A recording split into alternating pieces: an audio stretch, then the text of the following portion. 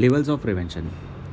Levels of prevention समझने के लिए ये एग्ज़ाम पॉइंट ऑफ व्यू से बात करें तो लेवल्स ऑफ प्रिवेंशन के ये समझने वाला टॉपिक है। इस पे डायरेक्ट एमसीक्यू इस टेबल से नहीं आएगा, बट इसके एग्जांपल्स, इस टेबल के इम्प्लीमेंटेशन और इसके एग्जांपल से पक्का क्वेश्चन आएगा। कोई एग्ज़ाम ऐसी हो नहीं सकती जिसमें लेवल्स ऑफ प्रिवेंशन नहीं पूछा जाए। यूजुअली 95% पूछा ही जाता है, ठीक है। तो ये और इसके एग्जांपल्स। सबसे पहले चलते हैं कि एक डिसीज़ को समझते हैं कि वो डेथ तक कैसे जाती है। सबसे पहले उस डिसीज़ का होते हैं रिस्क फैक्टर्स। कोई भी एक डिसीज़ है, अगर उसके रिस्क फैक्टर्स हैं तो वो रिस्क फैक्टर्स कॉज करते हैं डिसीज़, और डिसीज़ कॉज करती है उस कॉम्प्लिकेशन। ये कॉम्प्लिकेशंस कराते हैं डिसेबिलिटी और डेथ। ये एक पाथवे फॉलो होता है। अगर हम लेवल्स ऑफ प्रिवेंशन समझ रहे हैं तो इस पाथवे को समझना बहुत ज़रूरी है कि कोई भी डिसीज़ फॉलो करती है रिस्क फैक्टर को, रिस्क फैक्टर फिर डिसीज़ बनाता है, डिसीज़ के बाद आते हैं कॉम्प्लिकेशंस डिसीज़ से रिलेटेड, और कॉम्प्लिकेशन कराती है डिसेबिलिटी और डेथ। लेवल्स ऑफ प्रिवेंशन यही कहते हैं कि हम इन किसी भी एक लेवल पर इस डिसेबिलिटी को, डेथ को प्रिवेंट कर लें, कॉम्प्लिकेशन को प्रिवेंट कर लें, डिसीज़ को प्रिवेंट कर लें और रिस्क फैक्टर को प्रिवेंट कर लें। हम यूजुअली रिस्क फैक्टर को प्रिवेंट करना एक बहुत ही चैलेंजिंग टास्क है, और क्योंकि हम ऐसे एक ये प्रैक्टिकली पॉसिबल नहीं होता है रिस्क फैक्टर्स को कंट्रोल करना। तो एक आइडियल लेवल ऑफ प्रिवेंशन जो कहलाता है वो है प्री मॉडल, कि हमने रिस्क फैक्टर को ही डेवलप होने से बचा लिया। एक्चुअली रिस्क फैक्टर्स एनवायरनमेंट में प्रेजेंट होते हैं, होस्ट उस रिस्क फैक्टर से रेजिस्टेंट हो जाता है या फिर उसके कारण जो एक ट्रायंगल, एपिडेमियोलॉजिकल ट्रायंगल, वो बिल्डअप नहीं हो पाता है। बट होस्ट और रिस्क फैक्टर्स साथ में रहते ही हैं। हम अगर रिस्क फैक्टर को प्रिवेंट कर पाए then it will be called as primordial level of prevention. अगर रिस्क फैक्टर नहीं है तो अगर हमने रिस्क फैक्टर को प्रिवेंट कर लिया, रिस्क फैक्टर नहीं है तो डिसीज़ नहीं होगी तो कॉम्प्लिकेशन नहीं होगा, डेथ नहीं होगी। सिमिलरली अगर हमने डिसीज़ को प्रिवेंट कर लिया, रिस्क फैक्टर तो प्रेजेंट है बट हमने डिसीज़ को प्रिवेंट कर लिया अगर डिसीज़ को हम प्रिवेंट करते हैं that is called as a primary level of prevention. इसके एग्जांपल्स अपन जब समझेंगे तो उसको डिटेल में समझ लेंगे। अगर हम डिसीज़ को प्रिवेंट कर लेते हैं तो कॉम्प्लिकेशन नहीं होगा, तो डिसेबिलिटी और डेथ नहीं होगी, रिस्क फैक्टर्स प्रेजेंट है। सेकेंडरी लेवल ऑफ प्रिवेंशन में हम कॉम्प्लिकेशन को प्रिवेंट कर रहे हैं, ओके। हम अगर कॉम्प्लिकेशन डेवलप होने से प्रिवेंट कर रहे हैं, इसका मतलब डिसीज़ है प्रेजेंट, रिस्क फैक्टर प्रेजेंट है, डिसीज़ प्रेजेंट है, हम कॉम्प्लिकेशन को प्रिवेंट कर रहे हैं, ठीक है। और टर्शियरी लेवल ऑफ प्रिवेंशन कहता है कि हम डिसेबिलिटी या डेथ को प्रिवेंट कर रहे हैं, मतलब कॉम्प्लिकेशन भी है, डिसीज़ भी है और रिस्क फैक्टर तो है ना। तो इसको अब अपन एग्जांपल से समझते हैं, जैसे कि pre model level of prevention. Lifestyle modification, regular exercise करना, हेल्दी खाना खाना, है ना, साफ़ पानी पीना, हेल्थ एजुकेशन, सैनिटेशन प्रॉपर होना चाहिए, फूड फोर्टिफिकेशन होना चाहिए, फूड इनरिच्ड होना चाहिए न्यूट्रिशन से।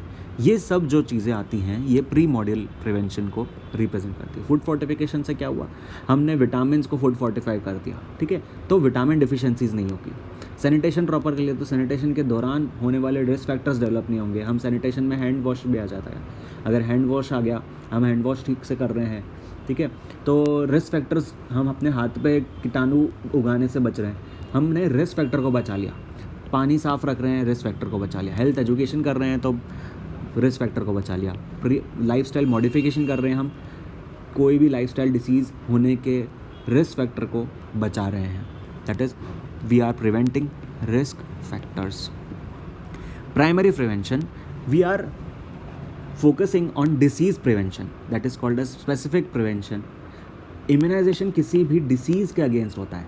हमने मीजल्स है उसके लिए वैक्सीनेशन दिया, टीबी के लिए बीसीजी वैक्सीनेशन दिया, तो इम्यूनाइजेशन जो है वो स्पेसिफिक प्रोटेक्शन में आता है, हम डिसीज़ को प्रिवेंट कर रहे हैं।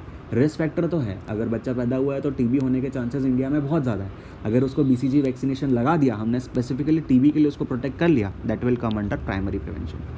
Pre prophylaxis, pre exposure prophylaxis, जैसे रेबीज़, हम डॉग्स को या फिर घर में जो जिनके घर में डॉग्स हैं उनको वैक्सीनेशन प्रोवाइड करते थे। टीटनस का प्री एक्सपोजर प्रोफाइलेक्सिस किया जाता है बचपन में।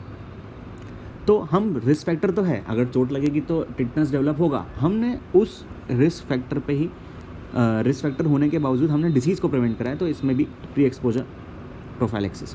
Chemo prophylaxis, pre employment checkup, अगर किसी को ऑक्यूपेशनल डिसीज़ होने के चांसेस है तो पहले ही उसको प्री ऑक्यूपेशनल एम्प्लॉयमेंट चेकअप कर लेते हैं, जिससे हम उसके डिसीज़ डेवलप होने से बचा सकते हैं। रिस्क फैक्टर तो एनवायरनमेंट में प्रेजेंट है। फिर आता है प्रिवेंटिव स्क्रीनिंग। किसी भी चीज़ के लिए पहले से स्क्रीन कर लेना, प्रिजम्पटिव स्क्रीनिंग है। फिर आता है सेकेंडरी प्रिवेंशन। सेकेंडरी प्रिवेंशन में रिस्क फैक्टर भी है, देखो रिस्क फैक्टर भी है, डिसीज़ भी है, बट हम प्रिवेंट किसको कर रहे हैं? कॉम्प्लिकेशन को। तो सेकेंडरी प्रिवेंशन में काम चल रहा है, अपन कॉम्प्लिकेशन को प्रिवेंट कर रहे हैं। इसमें आती है early diagnosis and prompt treatment. ये इसके दो बेसिक स्तंभ है, ऐसा बोल सकते हैं कि early diagnosis and prompt treatment, screening of the disease, disability और कॉम्प्लिकेशन प्रिवेंशन। जैसे किसी पेशेंट को डायबिटीज़ हुई, ठीक है, अगर हम उसे जल्दी डायग्नोस कर लें तो और प्रॉम्प्ट ट्रीटमेंट करें तो उस डिसीज़ से होने वाले कॉम्प्लिकेशंस को हम बचा सकते हैं, कि डायबिटिक नेफ्रोपैथी, न्यूरोपैथी और डर्मोपैथी, ठीक है, इन सब से हम उसको बचा सकते हैं। तो किसी भी डिसीज़ प्रेजेंट है, हाइपरटेंशन है, तो हाइपरटेंशन में हम उसको अगर अर्ली ट्रीटमेंट करें, अर्ली डायग्नोसिस और अर्ली प्रॉम्प्ट ट्रीटमेंट करें तो हम उससे डिसीज़ होने वाले मायोकार्डियल इन्फेक्शन जैसे या कार्डियक फेलियर, ऐसे इवेंट से हम उसे बचा सकते हैं। टर्शरी प्रिवेंशन, हमने यहाँ पे सेकेंडरी प्रिवेंशन में क्या पे फोकस करा? हमने डिसीज़ से होने वाले कॉम्प्लिकेशन पे प्रिवेंट करा। हमने प्राइमरी प्रिवेंशन पे किस पे फोकस करा? हमने डिसीज़ डेवलपमेंट पे फोकस करा, उसको बचाने के फोकस करा। डिसीज़ को बचाना है, यहाँ पे हमको कॉम्प्लिकेशन डेवलप होने से बचाना है। यहाँ पे हम डिसेबिलिटी एंड डेथ को प्रिवेंट करेंगे।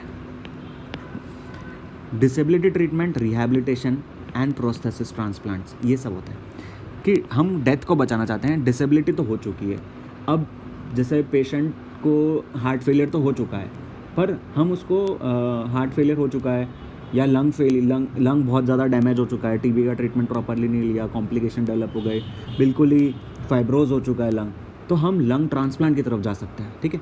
ऑर्गन ट्रांसप्लांट्स इसमें आ गए। प्रोस्थेसिस, कोई डिसेबिलिटी हो गई है, बिल्कुल ही पैर, अगर डायबिटिक फुट था, उसने बिल्कुल ध्यान नहीं दिया, उसका फुट बहुत ज़्यादा डैमेज हो चुका है, घुटने तक को हमको एम्पिट्यूट करना ही पड़ा उसकी लाइफ बचाने के लिए, तो हमने अब उससे ये हमने कॉम्प्लिकेशन को तो प्रिवेंट कर लिया, ठीक है। अब उससे हमें उसके टर्शरी प्रिवेंशन में हम उसके डिसेबिलिटी और डेथ को प्रिवेंट कर रहे हैं, ताकि हम प्रोस्थेसिस लगा के उसको एक नई लाइफ दे पाएँ, ठीक है। This all comes under tertiary prevention.